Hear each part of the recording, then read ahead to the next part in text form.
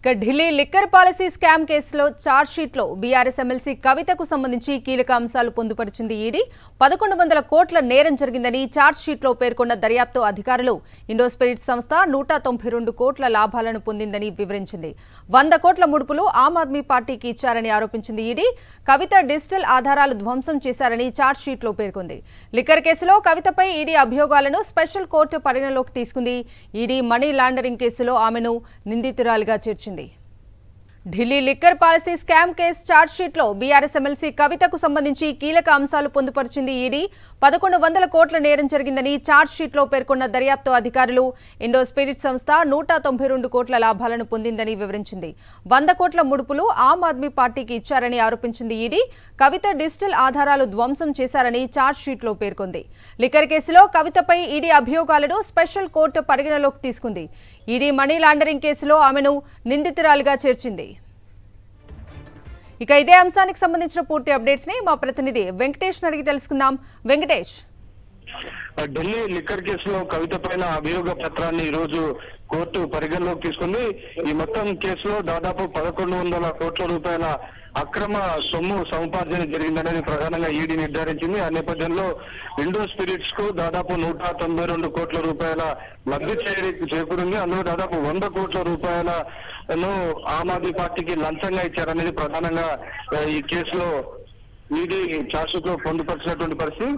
ఈ నేపథ్యంలో ఈ కేసులో దాదాపు 36 మంది నిందితులుగా చేర్చింది. అందులో కవితను 32వ నిందితురాలుగా చేర్చినటువంటి పరిస్థితి.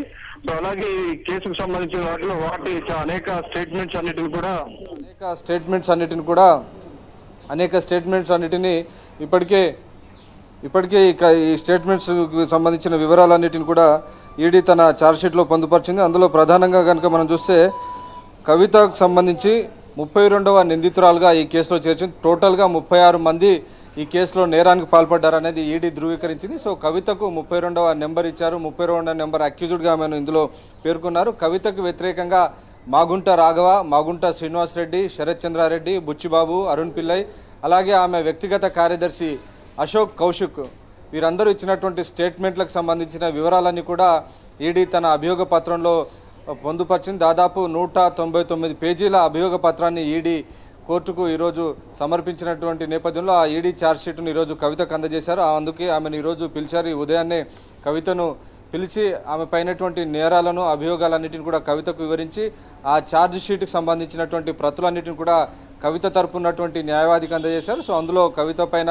అభియోగాలు మోపారు. 36 మంది నిందితులుండగా 32వ నిందితురాలుగా కవిత పైన అభియోగం మోపారు. ఈ మొత్తం వ్యవహారంలో 1100 కోట్ల రూపాయల ప్రొసీడ్స్ ఆఫ్ క్రైమ్ జరిగింది. ఆ మేరకు నేరం జరిగింది. నేరం ద్వారా వీళ్ళు అక్రమ సొమ్ము సంపాదించారనేది ప్రధానంగా అందులో అభియోగం మోపారు. ఈ కేసులో కవిత కూడా పెద్ద ఎత్తున లబ్ధి పొందారనేటువంటి విషయానికి సంబంధించి ఈ కవిత పిఏ అశోక్ కౌశిక్ కానీ మిగిలిన వారందరూ ఇచ్చినటువంటి వివరాలన్నీ కూడా పొందుపరిచారు. ఒకవైపు సౌత్ గ్రూప్కు, మరోవైపు ఆమ్ ఆద్మీ పార్టీకి మధ్య దళారీగా కవిత వ్యవహరించారు. ఆ మేరకు సొమ్ములన్నీ ఆమ్ ఆద్మీ పార్టీకి లంచాలను చేరవేయడంలో కవితే కీలక పాత్ర పోషించారని ఇచ్చినటువంటి వివరాలు ఒకవైపు బుచ్చిబాబు, మరోవైపు ఆమె తరపున బినామీగా ఉన్నటువంటి అరుణ్ రామచంద్ర పిల్ల ఇచ్చినటువంటి స్టేట్మెంట్స్ అన్నీ కూడా అభియోగ పత్రంలో పొందుపరిచింది. సో ఆ అభియోగ పత్రానికి సంబంధించిన ఎక్స్క్లూజివ్ విజువల్స్ మనం సాక్షి టీవీ స్క్రీన్ పైన కూడా చూస్తున్నాం. సో కొద్దిసేపటి కిందటే ఇది వెలుగులోకి వచ్చింది. ఈరోజు ఉదయాన్నే కవితకు ఈ అభియోగ పత్రానికి సంబంధించినటువంటి అంశాలు అందజేసిన తర్వాత ఈ అభియోగ పత్రం మనకు సాక్షి టీవీ సంపాదించింది. అందులో మొత్తం దాదాపు 92 డాక్యుమెంట్స్ కవితకి అగెనిస్ట్గా 92 డాక్యుమెంట్స్ ఆధారాలతో కూడినటువంటి డాక్యుమెంట్స్ సమర్పించినట్టు ఈడీ ఇందులో పేర్కొంది. అలాగే ఈ మొత్తం వ్యవహారంలో కవితకు సంబంధించినటువంటి పాత్ర ఎస్టాబ్లిష్ అయినటువంటి నేపథ్యంలో ఆ పైన ప్రాసిక్యూషన్ స్టార్ట్ చేయాలి, ట్రయల్ స్టార్ట్ చేయాలని ప్రధానంగా విజ్ఞప్తి చేసింది. అలాగే పిఎంఎల్ఏ సెక్షన్ 4 కింద కవితను శిక్షించాలని 2వ ప్రేయర్ ఈరోజు ఈడీ కోర్టు ముందు పెట్టింది. వాటితో పాటు ఈ కేసులో అక్రమంగా సంపాదించిన సొమ్మును పూర్తి స్థాయిలో అటాచ్ చేయాలి, జప్తు చేయాలని ఒక 3వ అభ్యర్థన పెట్టింది. సో ఈ 3 అభ్యర్థనలతో ఈరోజు కవితకు వ్యతిరేకంగా ఇచ్చినటువంటి ఛార్జ్షీట్లో పొందుపరిచారు. అలాగే మొత్తం కవిత సహా మిగిలినటువంటి మిగతా నిందితులకు వ్యతిరేకంగా 44 మంది సాక్ష్యం చెప్పారు.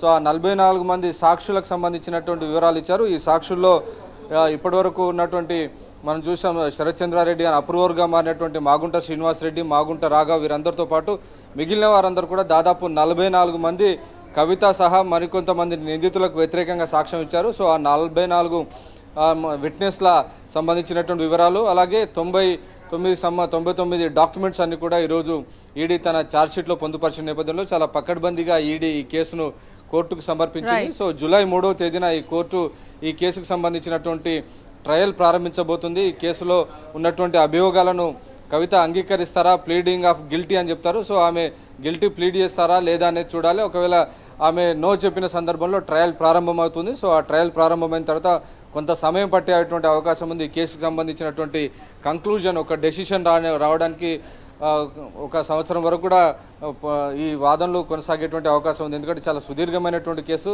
దేశంలో సంచలనం సృష్టించిన కేసు కాబట్టి ఈ ట్రయల్ పూర్తి కావడానికి కొంత సమయం పట్టేటువంటి అవకాశం ఉంది. Right Venkatesh, thank you.